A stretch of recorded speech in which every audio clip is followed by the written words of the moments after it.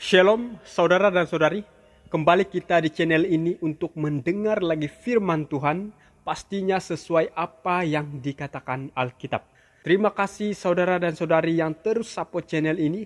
Admin doakan kita selalu dalam keadaan yang baik, karena Tuhan menyertai kita semua. Amin. Saudara dan saudari, saya tergerak hati untuk membuat pelajaran yang penting ini karena ada beberapa komentar dari pendengar dan menurut saya ini perlu dijelaskan secara detail. Nah, untuk video kali ini kita akan membahas bahwa orang yang mati itu rohnya kemana? Apakah bersama-sama dengan tubuhnya di kuburan? Atau orang mati itu rohnya tidak terpisah karena saat dia mati dia langsung ke surga atau ke neraka? Atau roh orang mati itu berkeliaran di bumi? Oleh itu, jangan kemana-mana, kita akan mengetahui jawabannya. Dan dimohon jangan di-skip sebab nanti tidak akan mengerti. Setiap orang pasti memiliki pandangan tersendiri tentang roh orang mati. Mau itu secara individu maupun kepercayaan secara agama masing-masing. Bahkan ada juga sebagian orang yang masih percaya adanya roh orang mati. Ada beberapa suku yang budayanya atau tradisinya masih kuat mempercayai roh orang mati. Selain itu, ada juga sebagian orang Kristen yang masih mempercayai adanya roh orang mati yang berkeliaran. Keyakinan-keyakinan akan adanya roh orang mati merupakan sesuatu yang sangat luas, karena setiap daerah atau setiap orang memiliki pandangan dan keyakinan tersendiri mengenai roh orang yang sudah mati atau meninggal.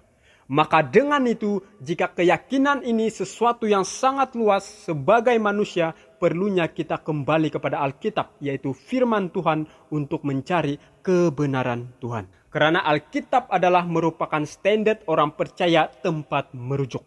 Mau apapun yang kita dengar, apapun yang kita lihat atau fahami, kita ada Alkitab sebagai standar tempat rujukan. Jika kita jadikan Alkitab sebagai standar orang percaya, maka ketahuilah Roh Kudus akan menuntun kita memahaminya. Karena Roh Kudus menuntun kita mempelajari Alkitab, bukan menjauhi Alkitab. Pertanyaan yang mendasarkan adalah, setelah orang mati, rohnya kemana?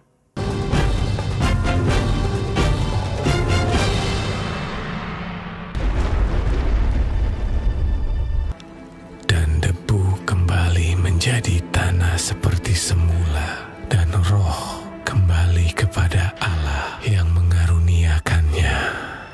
Kalau dalam bahasa Inggris King James Version seperti ini. Then shall the dust return to the earth as it was, and the spirit shall return unto God who gave it. Perhatikan, kalau dalam bahasa Ibrani, the spirit adalah ruah, yang artinya adalah breath, nafas. Wind yaitu angin atau roh. Jadi ruah diterjemahkan sebagai nafas tubuh sebanyak 33 kali seperti dalam Alkitab. Aku memberi nafas hidup di dalammu supaya kamu hidup kembali. Manakala angin sebanyak 117 kali seperti dalam Alkitab. Maka Allah mengingat Nuh dan segala binatang liar dan segala ternak yang bersama-sama dengan dia dalam bahtera itu. Dan Allah membuat angin menghembus melalui bumi sehingga air itu turun. Dan roh sebanyak 76 kali dalam arti vitalitas atau dalam arti kemampuan atau gaya perilaku seseorang. Nah, untuk menguatkan pemahaman ini, ruah juga digunakan untuk menggambarkan prinsip hidup pada manusia dan hewan itu terdapat sebanyak 25 kali seperti dalam Alkitab. Apabila nyawanya melayang, ia kembali ke tanah. Pada hari itu juga lenyaplah maksud-maksudnya. Setiap manusia memiliki roh. Roh kita berbeza dari roh atau kehidupan hewan. Allah menciptakan manusia berbeza dari binatang. Karena dia menciptakan kita menurut gambar Allah. Maka Allah menciptakan manusia itu menurut gambarnya. Menurut gambar Allah diciptakannya dia. Laki-laki dan perempuan diciptakannya mereka. Oleh karena itu, manusia dapat berpikir, merasakan, mengasihi, merancang, menciptakan, dan menikmati musik dan seni. Semua ini bisa ada Karena roh manusia yang kita miliki ini mempunyai kehendak bebas yang tidak dimiliki makhluk lain di bumi ini. Jadi dapat kita simpulkan bahwa tidak ada satupun dari contoh penggunaannya di seluruh perjanjian lama yang ruah menunjukkan adanya keberadaan yang berakal yang mampu hidup jika terpisah dari tubuh fisik. Meskipun tidak berwujud, roh manusia yang tidak terlihat mengatur kondisi mental dan emosional manusia. Jadi sebagai ajaran kitab suci sendiri bahwa apabila orang mati, ruah atau nafas akan kembali kepada Tuhan. Jadi sekali lagi yang kembali kepada Tuhan hanyalah prinsip hidup yang diberikan Tuhan kepada manusia dan binatang, di mana ruah diterjemahkan sebagai nafas. Ketika itulah Tuhan Allah membentuk manusia itu dari debu tanah dan menghembuskan nafas hidup ke dalam hidungnya.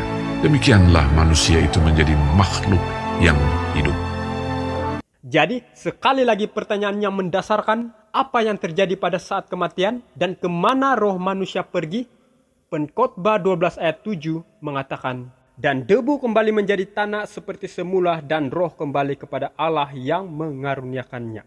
Artinya, apa yang terjadi saat kematian adalah kebalikan dari apa yang terjadi selama penciptaan. Yaitu, tubuh kembali ke debu dan roh atau nafas kembali kepada Allah yang memberikannya. Dengan berpeluh, engkau akan mencari makananmu sampai engkau kembali lagi menjadi tanah. Karena dari situlah engkau diambil, sebab engkau debu, dan engkau akan kembali menjadi debu. Apabila engkau mengambil roh mereka, mereka mati binasa dan kembali menjadi debu. Apabila engkau mengirim rohmu, mereka tercipta. Jadi Alkitab dengan jelas mengajarkan bahwa nafas itu akan kembali kepada si pemberi nafas. Dan itulah nafas kehidupan yang Allah tiupkan kepada manusia waktu menciptakan Adam. Jikalau ia menarik kembali rohnya dan mengembalikan nafasnya padanya, maka binasalah bersama-sama segala yang hidup dan kembalilah manusia kepada debu. Ada pertanyaan lagi di sini. Lalu di mana orang pergi ketika mereka mati? Mari kita kembali kepada Alkitab sebagai standar rujukan kita. Dan mengapa engkau tidak mengampuni pelanggaranku dan tidak menghapuskan kesalahanku? Karena sekarang aku terbaring dalam debu. Lalu engkau akan mencari aku. Tetapi aku tidak akan ada lagi.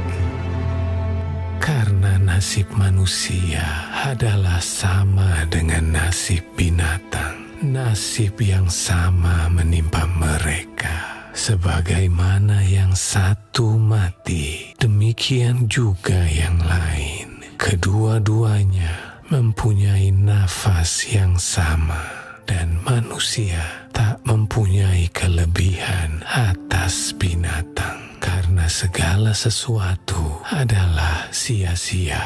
Kedua-duanya menuju satu tempat. Kedua-duanya terjadi dari debu. Dan kedua-duanya kembali kepada debu.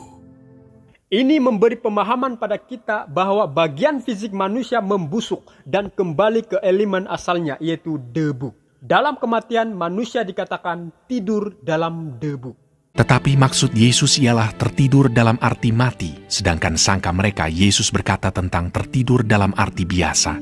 Karena itu, Yesus berkata dengan terus terang, Lazarus sudah mati. Jadi semua orang yang telah meninggal dunia, roh mereka kembali kepada sang pemberi nafas dan fisik membusuk lalu kembali ke elemen asalnya, yaitu debu. Dan mereka dikatakan tidur dalam debu dan tidak tahu apa-apa. Dan yang pasti orang mati tidak boleh berpikir. Tetapi apabila Yesus datang kedua kali, jika orang mati itu didapati benar, mereka akan dibangkitkan. Dan yang orang mati yang tidak benar akan tetap tidur sampai berakhir 1000 tahun itu. Janganlah kamu heran akan hal itu, sebab saatnya akan tiba bahwa semua orang yang di dalam kuburan akan mendengar suaranya.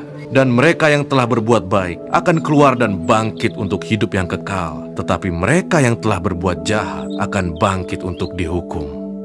Dalam sekejap mata, pada waktu bunyi nafiri yang terakhir, sebab nafiri akan berbunyi, dan orang-orang mati akan dibangkitkan dalam keadaan yang tidak dapat binasa, dan kita semua akan diubah.